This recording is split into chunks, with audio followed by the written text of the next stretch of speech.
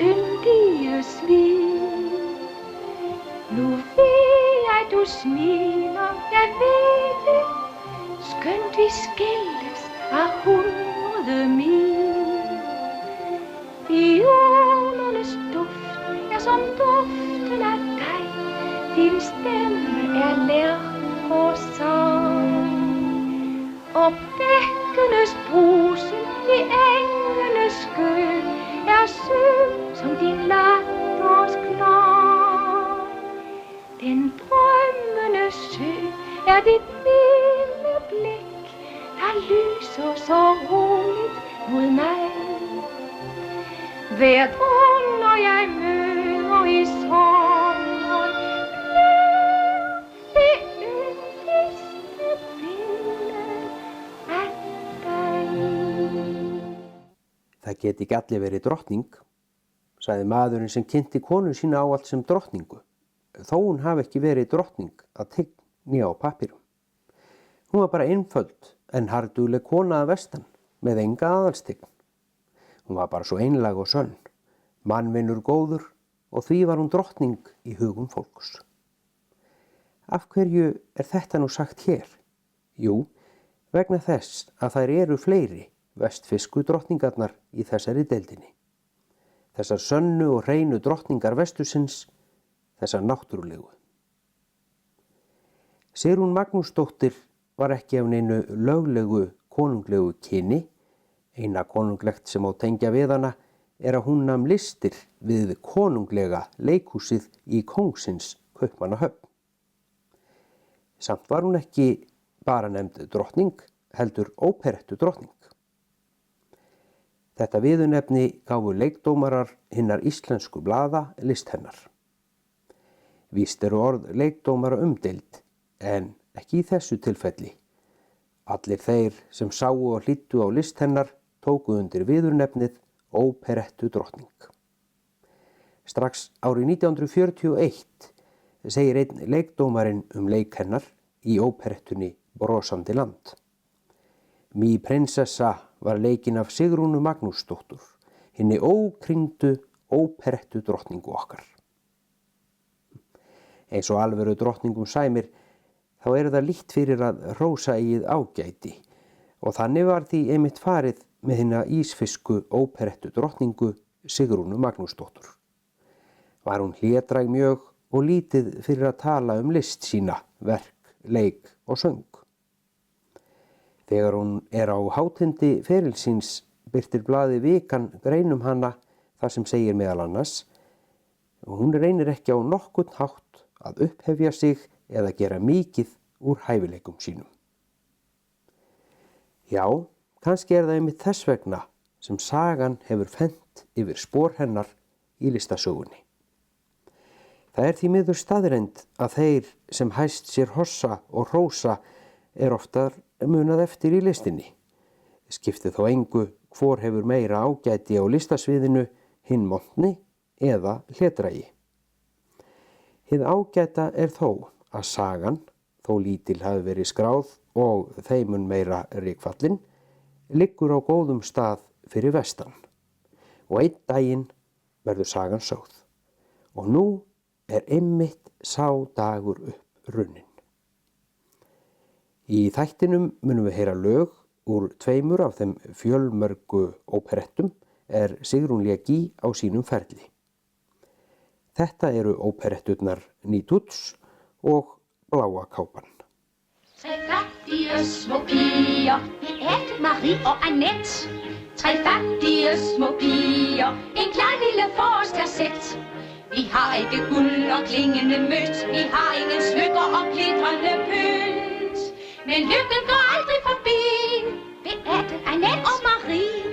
Tralleri, tralala, tralleri, tralala, Beate, Annette og Marie. Tralleri, tralala, tralleri, tralala, Beate, Annette og Marie. 3 unge kavalerer, Andreas og Adam og Frans, vil gerne inklinere 3 yndige piger til en dans. Hvad skal I med guld og klingende mønt? Hvad skal I med smykker og glitrende pynt? Hvad ønsker I mere end en dans? Med Adam, Andreas og Frans. Men selvom vor fattigdom tit er barok, så regner vi med, at vi klarer os nok. Vi arbejder flittigt som bier, som myrer, og når vi med omhu budgettet bestyrer og holder os pænt fra de dyreste retter og nøjes med vandbrød, der fylder og mætter, så kan vi alligevel synge og le og lege, at vi er prinsesser vi tre. Tralleri, tralala, tralleri, tralala, at vi er prinsesser vi tre. Tralleri, tralala, tralleri, tralala, at vi er prinsesser vi tre. Det er I, det er I, det er I. Tak. Men nu skal I høre en helt anden snak. Tre yndige små piger må hver have en ung kavaler. Hør efter, hvad vi siger, og se, hvor er bødigt vi beder. Men kan vi? Ja, hvis kan vi det, så siger vi tak. Ja, så slår vi til, men gå gennem byen med tre kavalerer. Til vækkerne opsigt og interesserer. Men selvom der viskes og tiskes og smiskes og husenes hekse med synet forfriskes, så blæser vi seks på hver heks. Først Frans med Beate, Andreas med Marie, og så er der med lille Annette. Først Frans med Beate, Andreas med Marie, og så er der med lille Annette. Tralleri, tralala, tralleri, tralala, og så er der med lille Annette. Tralleri, tralala, tralleri, tralala, så er der med lille Annette. Sigrún Magnúsdóttir fæddist á Ísafirði árið 1904. Víst var listin í ættinni því báðir foreldrar hennar voru í leiklistinni. Þegar Sigrún lék sitt fyrsta hlutverk á Ísafirði stóð hún með móður sinni á sviðinu í þessari frumraun. Hefur það án efa hjálpað mikið og stutt hið unga hjarta sem oft vill dæla hraðar þegar á leiksviðið er komið. Stundin að lokinni sýningu var hins vegar enn stærri því þá vatt móðir sér að dóttur sinni, faðmaði hana vel og lengi og hvíslaði svo í eyra hennar: "Jæja, nú tekur þú við." Og það var úr. Mamman lék ekki fleiri hlutverk og dóttirinn tók sannarlega við. Hún er í raun umvafin list í allar ættir. Móðurbróðir hennar er tónlistarmaðurinn Jónas Tómasson og móðurafinn Tómas Jónsson er samdi bæði leikrit auk þess að dudda sér við að þýða verk meistara Williams Shakespeare. Það er því ekki skrítið að listagyðjan hafi kitlað Sigrúnu og það strax í bensku, því hennar fyrstu listrænu spor má líklega tengja við jólatrésskemmtun hjá kvenfélaginu Ósk á Ísafirði á æsku árum söguhetjunar. Eftir leikfrumraunina árið 1925, þar sem móðir hennar sett hana svo eftirminnilega í hlutverkið, lék hún í mörgum öðrum verkum á Ísafirði. Leiðbeinandi eða leikstjóri, það nafn var nú að taka við hinnu fyrrnefnda í leikhúsinu og hefur haldið síðan að stjórnandi sýningarinnar sé leikstjóri. Og stjóri margra fyrstu verka Sigrúnar var engin annar en Haraldur Björnsson, sem stundum er nefndur fyrsti lærði leikari þjóðarinnar. Árið 1927 leikstýrði hann meðal annars Lénharði Fógeta, þar sem Sigrún var í hlutverki Guðnýjar. Og árið síðar var sjálfur Galdraloftur settur á svið, þar sem en unga listakona var í hlutverki Dísu. Í viðtölum lengur seinna nefnir hún þetta hlutverk sem eitt af sínum mest uppáhalds á ferlinum. Svo vel líkaði hinum lærða leikhúsmanni, Haraldi Björnssoni, list ungu stúlkunnar, að hann hvatti hana til að fara utan eins og hann hafði sjálfu gert og sækja hjá hinum konunglega leiklistarskóla Danmerkur. Hann gerði enn betur því hann ritaði sérstætt meðmælendabréf til Alþingis, þar sem hann hvatti hina háu stofnun til að veita henni námstyrk. Og það gekk eftir. Hún fekk 2000 króna styrk og sigldi utan árið 1928. Námið tók 2 ár og sagði hún stuttlega frá því í blaðaviðtali við heimkomuna 1930. Í 2 ár hef ég stundað nám við konunglega leikhúsið í Kaupmannahöfn, eins og þau Haraldur Björnsson og Anna Borg. Lagði ég aðalega stund á gleðileika, því þeir falla mér best. Bætti hún og við í þessu fyrsta blaðaviðtali sínu að námið hafi verið strangt og erfitt, en líka skemmtilegt. Þegar hún kom heim eftir námið var það fyrsta sem fjölmiðlar sögðu: kann að leika. Leikfélag Reykjavíkur fékk hana strax á sitt svið þar sem hún lék fyrst hlutverk Mettu í hinum gamasama leik með söngvum, 3 skálkar. Lék hún síðan í 4 öðrum verkum þetta fyrsta leikár sitt sem lærð leikkona. Á þar næsta leikári hjá leikhúsinu við Tjörnina urðu viss kaflaskil á ferli hennar þegar hún lék fyrsta óperettuhlutverkið. Það var í óperettunni Lagleg stúlka fæst gefins eftir Cornelius og Neubach. Leikstjóri var vinur hennar Haraldur Björnsson, já sá hinn sami og ritaði bréfið sem kom henni í konunglega skólan. Maðurinn sem álíklega stærstan þátt í leikævintýri Sigrúnar. Þetta var aðeins fyrsta óperettan af mörgum sem þau áttu eftir að gera saman. Næstu árin tók hún þátt í sýningum hér og þar, já meira að segja fór hún alla leið norður á Akureyri þar sem hún lék í 2 verkum. Hlaut hún að vanda góða dóma og var meðal annars sagt leik hennar að hann væri sérlega athyglisverður. Hún fór einnig reglulega vestur, já heim á Ísafjörð og dvaldi þar við leik og störf. Hún einmitt á Ísafirði í upphafi árs 1934, nánar tiltekið 25. janúar og stofnar ásamt frænda sínum Jónasi Tómasinni og fleirum kór, Sunnukórinn. Nafnið vel tilfundið, því 25. janúar einmitt hinn opinberi sólardagur á Ísafirði. Allt frá stofndegi hefur Sunnukórinn göfgað lista og mannlífið á Ísafirði.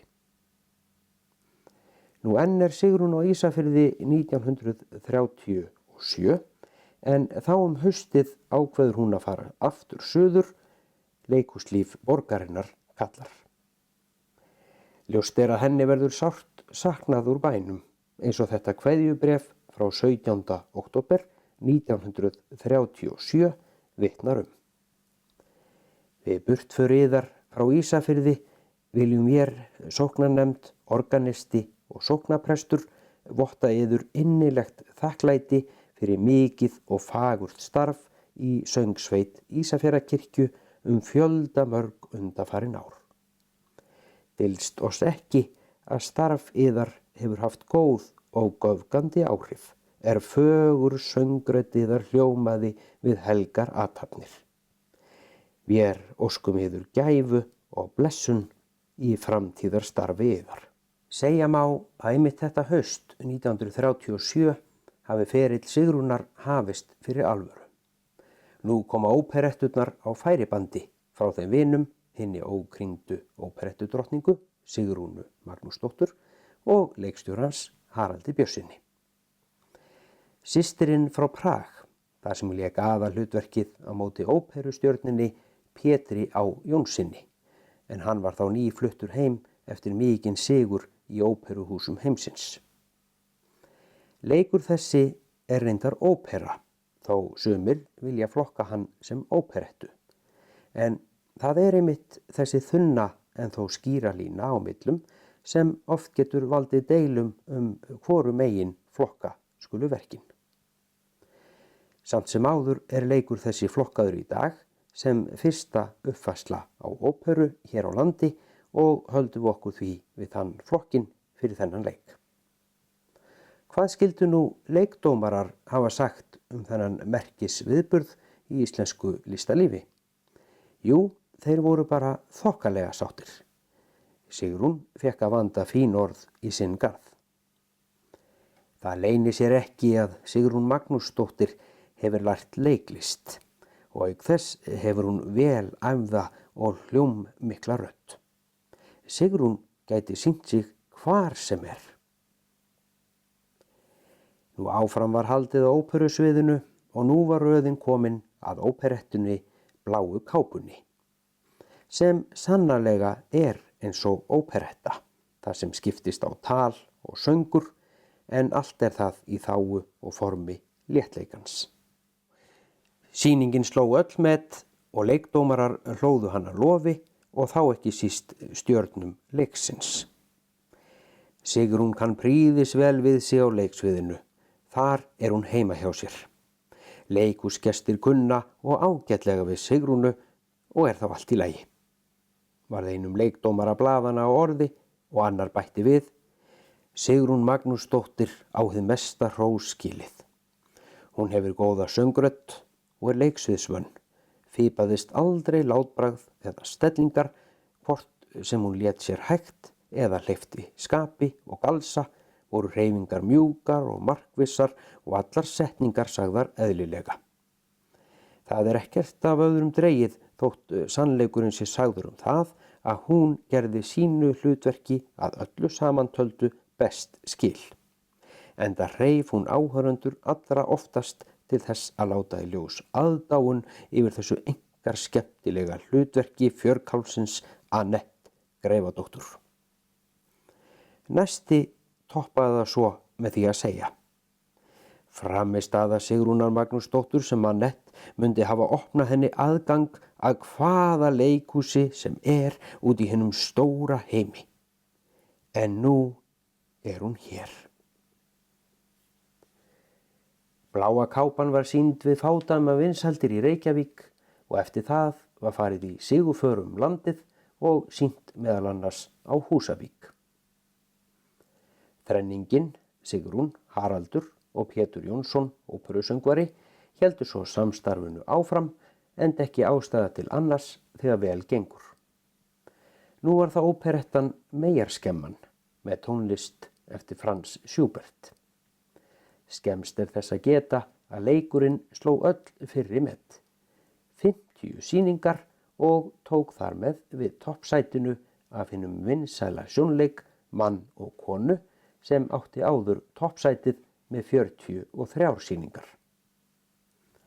Áfram var haldið og nú var röðin komin að óperettunni Brosandi land sem var frumsýnd 7. febrúar 1940 sem fyrr á vegum tónlistafélagsins. Að vanda voru stjörnurnar 3 fremstar í flokki, söngparið Sigrún og Pétur og leikstjórinn Haraldur Björnsson. Sigrún lék Mý prinsessu og í viðtölum síðar á ferlinum segir hún þetta vera sitt uppáhalds hlutverk. Að vanda fóru leikdómarar fögrum orðum prinsessuleik drottningarinnar. Sem litla kínverska prinsessan var það Sigrúnu frekar til gagns en tjóns að hún ekki mikil vexti og bæði leikur hennar og söngur var svo fjörmikill, léttur og gáskafullur með ósviknu subrette, sniði, já að það má hiklaust telja þessa frammistöðu Sigrúnar með því besta sem sést hefur hér á leiksviði af þessu tagi. Og enn bætist í lýsingarorðin og lofið vex. Leikur hennar fullkomin list, óðlegur hvar sem var í heiminum og rödd hefur Sigrún blæ fallega og fer vel með hana. Leikur Sigrúnar Magnúsdóttur í hlutverki kínversku prinsessunnar myndi verða eftirsóttur af hvaða leikhúsi sem væri í heiminum. Nú mörg og fjölbreytt hlutverk fylgdu í kjölfarið. Sigrún lék í leiksýningum, jafnt sem revíum og jafnvel útvarpsleikritum. Árið 1940 fékk hún sérstaka bón sem hún gat ekki hafnað, að leika sjálfa Mjallhvíti í samnefndum söngleik í uppsetningu breska setuliðsins. Stofnað var sérstakt apparat kringum uppsetninguna, Force Production, svo allt var þetta í alvöru. Leiki var á ensku og var Sigrún þar umkringd majorum jafnt sem officerum á sviði sem og í sal. Jo, Charlotte, jo, nu står du ret som en grebet delinkvent. Og ved du intet råd, så får du den straf, du har så vel fortjent. Sankte Nitouche, o du som stedse var mig en nådig patronesse. Hjælp mig, så vil jeg love på strand at blive stadig, hvis blot jeg kan.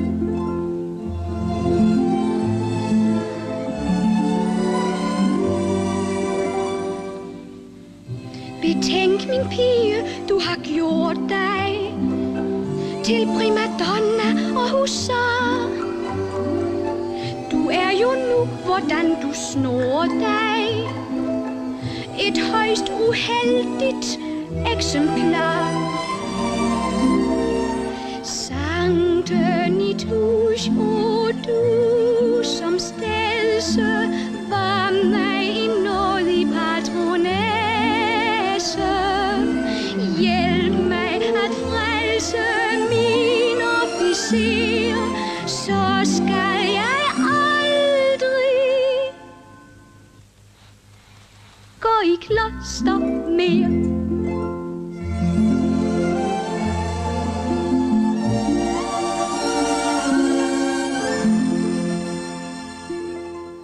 Til þessa hafði tónlistafélagið staðið fyrir helstu óperettuuppfærslum hér á landi. En þegar ákveðið var að setja á svið eina vinsælustu óperettu allra tíma, gekk leikfélag Reykjavíkur í kompaníið uppfærsluna. Vinsældir þessarar óperettu á heimsvísu voru það miklar á þessum tíma að enginn vissi hve oft verkið hefði verið sett á svið. Er að ræða franska óperettu eftir Florimond Roches eða Herve, eins og hann kaus að kalla sig. Óperettan heitir Ungfrú Nitouche og að sjálfsögðu kom engin önnur til greina í hlutverkið en sjálf óperettudrottningin Sigrún Magnúsdóttir. En nú var mótleikarinn ekki Pétur, heldur nýútskrifaður leikari frá konunglega leikhúsinu í Danmörku, Lárus nokkur Pálsson. Meðal annara leikara voru hinir vinsælu leikarar Brynjólfur Jóhannesson og Gunnþórunn Halldórsdóttir. Alls tóku 20 leikarar þátt í sýningunni og annar eins hópur var í hljómsveitinni sem sjálfur Viktor Urbansis stjórnaði. Leikstjóri var sem fyrr góðvinurinn Haraldur Björnsson. Var að ræða gífurlega viðamikla uppfærslu og stóðu æfingar yfir í 3 vikur. Oftar en ekki þurftu að æfa að kveldi og stundu var farið að halla að miðnætti þegar leikararnir mættu í hús. Enda voru flestir uppteknir í öðrum sýningum. Sigrún lék til dæmis á þessum tíma í vinsælli revíu. Í leikhúsinu gerist margt og sögur verða til. Margar þeirra eru af leikstjórum sem mega það til að fá svo nefnd leikstjóraköst. Eitt þessara frægu kasta tók Haraldur rétt fyrir miðnætti eitt æfingakveldið, loksins þegar öllum hefði þóknast að mæta í hús. Hreytti hann þá út úr sér að það ættu bara að vera samtökum það sem nota ekki fólk sem að þvælast í revíum og slíkum skít. Já, svo mörg voru þau orð. En loks var óperettan tilbúin til frumsýningar. Það sem uppfærslan var viðamikil og stór, þá var það að hafa miðaverðið mun hærra en áður hafði tíðkast. Það virtist nú ekki skipta máli því á örskotsstund seldist upp á frumsýninguna sem og hinar 39 sem á eftir fylgdu næstu 3 mánuði. Ungfrú Nitouche fékk glæstar viðtökur.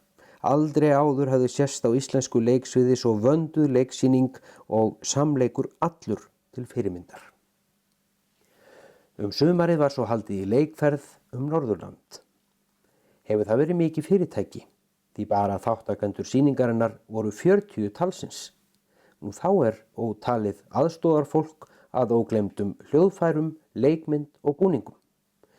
Ef við myndum svo bæta við lýsingu á vegasamgöngum á Íslandi árið 1941, þá myndi svar okkar nútímamannsins bara vera á einn veg: þetta ekki hægt. En ferðin var nú samt farin og allt gekk eins og í sögu á öllum 3 sýningarstöðunum. Í það heila urðu sýningar á Nýtúts 73 talsins og áhorfendur 40.000. Sigrún og hinn ungi leikari brilleruðu í hlutverkum sínum.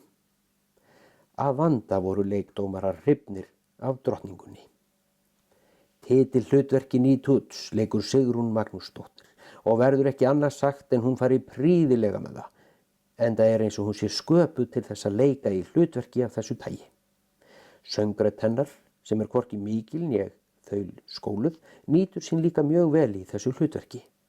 Hefur aldrei tekist betur. Hún hefur líka til að bera alla þá eðlilegu streymandi kæti sem önnur hlið Denise. Árið 1954 var Nýtúts sett á svið í Þjóðleikhúsinu, þar sem Sigrún og Lárus voru í sínum gömlu hlutverkum. Víst það svo að ekkert öruggt í heimi vorum og hvað þá hinum einstaka leikhúsheimi. Það sem virkaði fyrir 13 árum, eða jafnvel bara í fyrra, þarf ekki endilega að virka í dag.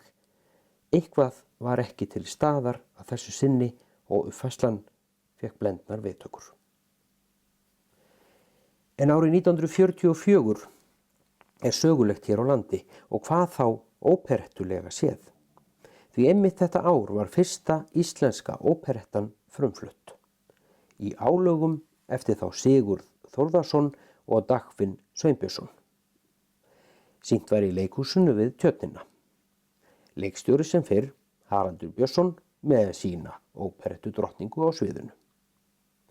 Í álögum 18. aldar leikur einokunarverslunina og flett saman við það efni þjóðsögum og þjóðtrú íslenskri. Sigrún túlkaði Rannveigu lögmannsdóttur og fékk góða dóma að vanda. Fór hún ágætlega með hlutverk sitt eins og hún á vanda til, með léttri glaðværð en þó einbeitni og festu ef því var að skipta. Hreyfingar hennar voru frjálsmannlegar, framburðurinn skýr og leikurinn allur hárviss og eðlilegur. Enda virðist leikonunni óperetta í blóðborin.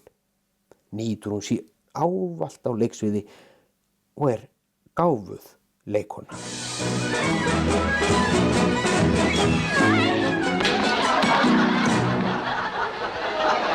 Det var en gang, da vagtparaden marcherte op med fuld musik at foran. Lige midt på gaden en yndig glut, der gik, og straks hvert instrument forstummede. Der blev en visken rundt omkring, og kun den store tromme brummede. Han ser jo nemlig ingenting. Den lille så sig om så sødt, men trommen dundrede lige stødt. For fanden, hold dog takt. Pas på, det går jo rent i stå. Krik, krak, krak, soldat, gå på, kammerat, som selv granat. Lad den store tromme brumme, bom, bom, lom, bom, bom.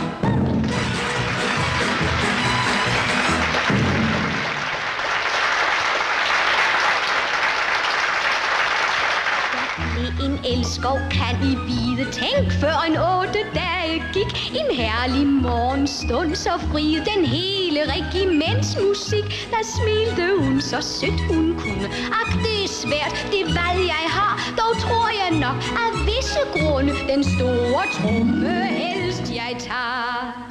Se, det var det forsigtige. Hun valgte just den rigtige. Det var så lidt han så, og han blev altså hendes mand. Lad den store tromme brumme, bom, bom, bom, bom.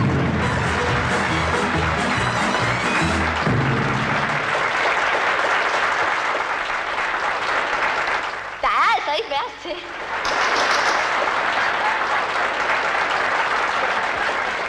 med var alle vel fornøjet, for hun var og blev for sorn og smilte til trompet og fløjte, som til godt basun og horn. Og han er nu så grummelyksalig ved den lod han fik. Han ser jo intet for sin tromme og hører bare dens musik. Og hver gang han går hjem, så må han undervejs på trommen slå. Så vil jo fruen straks besked. Og tak, så pænt må søde far. Krig, konkurrencen, der går på, kommer op til sætter ned. Lad den store tromme,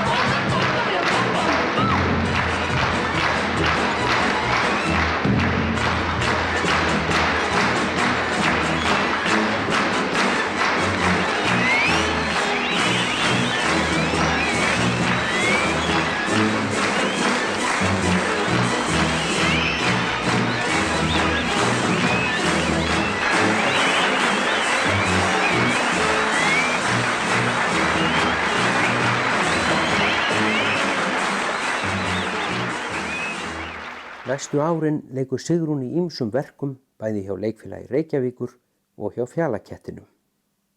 Árið 1946 tekur hún sér frí frá leikhúsinu, hafði hún átt við leiðan kvilla í hálsi að stríða og ákvað að fara erlendis og leita sér lækninga. Hún gaf sér þó einnig tíma til að endurmennta sig í listinni, sótti einkatíma í söng hjá ónefndum erlendum söngvara, auk þess að sækja sýningar helstu leikhúsa Norðurlanda. Heimkomin ári síðar snýr hún aftur í leikhúsið, endurnærð, raddbetri og reynslunni ríkari. Þrátt fyrir mikið annríki í leikhúsinu í Reykjavík gleymir hún ekki heimabænum sínum, Ísafirði, og kemur þangað reglulega. Ekki bara í heimsókn, heldur til að vinna. Nú sest hún í leikstjórastólinn og setur á svið bláu kápuna fyrir kórinn sem hún stofnaði árið, Sunnukórinn. Lék hún á titilhlutverkið, enda kunn hún það upp á hár eftir leiksigurinn í Borginni forðum. Gaman er að geta þess að 3 systkini hennar voru og með henni á sviðinu, þau Lára, Ólafur og Jónas. Undirleikari í sýningunni var Ragnar H. Ragnar sem þá var nýfluttur í bæinn frá Vesturheimi. Meðal annarra leikara í sýningunni má nefna Jónas Jónasson sem síðar var landskunnur útvarpsmaður. Já, og systkinin Sigurð og Herdísi Jónsbörn. Ári síðar var Sigrún enn á Ísafirði og leikstýrði nú fyrir Leikfélag Ísafjarðar. Settu var á svið gamanleikurinn Græna lyftan og tók hún aðalleikarana bara með sér að sunnan. Það voru leikarahjónin Alfreð Andrésson og Inga Þórðardóttir. Næstu árin er nóg að gera í leikhúsinu fyrir sunnan. Hún leikur með hinum ýmsu leikhúsum og flokkum, meðal annars sumargestum sem ferðast landið með sýningar sínar. Eitt stærsta ár íslenska leiklistarsögu er líklega árið 1950, þegar Þjóðleikhúsið tekur formlega til starfa. Sigrún hefur fljótlega störf þar og þar lýkur leikferli hennar jafnframt. Leikur hún í jafn ólíkum verkum og Skuggasveini, sem er líklega vinsælasta leikrit Íslandssögunnar og sem yður þóknast eftir sjálfan William Shakespeare. Árið 1952 setur Þjóðleikhúsið upp óperuna Leðurblökuna þar sem Sigrún er í hlutverki þjónustustúlku. En er hún í eftirlæti leikdómara. Hún hefur sérstætt lag með léttleik sínum og glaðværð að koma öllum í gott skap og það tókst henni vissulega einnig að þessu sinni. Sigrún kann vel að nota rödd sína og þótt hún sé ekki mikil, flutti hún prýðilega í hinum stóra sal. Hún er sannarlega eftirlæti reykvískra leikhúsgesta. 2 árum síðar, 1954, setur Þjóðleikhúsið óperettuna Nýtuts á svið með stjörnum frumuppfærslunar, þeim Sigrúnu og Lárúsi. Er sýningum lauk ákvað hún að segja þetta komi gott. Hún hafi verið á fullu í leikhúsinu í 25 ár var nú orðin 50 og nú var kominn tími til að aðrar stjörnur tækju við. Já, líkt og móðir hennar hvíslaði að henni í upphafi leikferilsins. Já, nú verður unga fólkið að taka við senunni. Þetta voru mikil tíðindi í hinum litla en stjörnum prýdda íslenska leikhúsheimi. Sjálf drottningin var að stíga af stalli sínum eftir glæstan feril. Marga fyrsti að vita af hverju og fjölmiðlar fóru af stað. Blaðið Haukur tók sannkallað stjörnuviðtal við drottninguna við þessi tímamót og að sjálfsögðu var byrja á því að spyrja af hverju hún væri að kveðja leiksviðið. Það stóð ekki á svari drottningarinnar. Og það eru ýmsar ástæður til þess að ég taldi rétt að hætta leiklistastarfsemi nú og snúa mér að öðrum verkefnum. Já, annars stilst mér það ekki að ég mun sakna leiksviðsins og samstarfsins við reykvísku leikaranna. En það tjáir ekki að setja það fyrir sig. Þegar maður hefur tekið einhverja ákvörðun verður maður að fylgja henni fram. Ég hef valið mér annað starf og sest nú að í fæðingabæ mínum Ísafirði. En kannski ekki með öllu útilokað að mig gefist kostur á að vinna eitthvað fyrir listina þar. Já, Sigrún sagðist nú ætla að snúa sér að öðrum verkefnum. Hún hafði þá og þegar gjörst meðeigandi að hannyrðaverslun með mákonu sinni Kristínu Gísladóttur. Var nú þar vel og lengi en var einnig tíma á skrifstofu skipasmíðastöðvar Marsiliusar Bernharðssonar. En listin, já, hún lét sannarlega ekki sitt eftir liggja á þeim vettvangi. Þó hún léti það alveg vera að leika, nú þá gerði hún þeim meira af því að leikstýra. Ekki bara á Ísafirði, heldur og í Bolungavík, á Suðureyri, já, og meira að segja setti hún upp fyrir leikfélag Fljótsdalshéraðs. Allt og langt að telja upp allar þær sýningar sem hún setti á svið í sínum heimabæ. En þó við hæfi að nefna að hún leikstýrði fyrstu sýningu Litla leikklúbbsins. Það var árið 1966 og sett var á svið eitt vinsælasta barnaleikrit allra tíma, Lína Langsokkur, eftir Astrid Lindgren. Sigrún Magnúsdóttir andaðist 7. júlí árið 1981. Fjölmargar minningagreinar voru ritaðar hana og við hæfi að enda þetta greinakott með því að vitna í þessi minningarorð. Glaða brosið og hláturinn, hinn dillandi kátur söngur hennar og blikið í augunum lifir nú aðeins í minningun. Hún átti áhorfendur og okkur sem lékum með henni. Þeir sem sá hana gleyma því aldrei. Knapt jeg ved alt, hvad vi bestiller, og vi har så mange, mange fag. Tro blot ej, herr direktør, vi spiller et halvt minut den hele dag. Når klokken ringer op, vi springer flink og let og gør toilet på bøn, vi beder, det hele sker på et kvarter. Så vi til refektoriet går, og vi til frokost får en kop sød mælk og brød. Siden vi bager kringler og kager, laver marcipan og sukkersager, syltede frugter og konfekt. Eftervægt, der på Prodeos og Ustafeos, hvad der til kirkerne skal leveres. Mens yngste klasse har sit at passe, den ligger brugt i hvide æsker smukt. Derefter sender vi til byens konditori, hver dag et helt parti. Der på både små og store får en engelsk time hos Miss Potter, så vi forstår Walter Scott og Prescott og alle andre engelskmænd og skotter. Miss Edgeworth og Kenilworth, Addison, Tennyson, Milton, Stilton og Shakespeare og Kong Lear. All right, oh yes, how do you do? Good morning, sir. Det franske sprog med alvor flid, vi dyrker så en times tid. Roquefort, petit fort, portchaise, mayonnaise, bistro, non-filet, Champs-Élysées. Merci, revoir, papa, la, Molière, Dumas, comme ça. Parlez-vous français, monsieur? I aftentimerne vi musicerer, til sammen efter dagen lang. Vi synger og akkompagnerer på harpen skolens aftensang.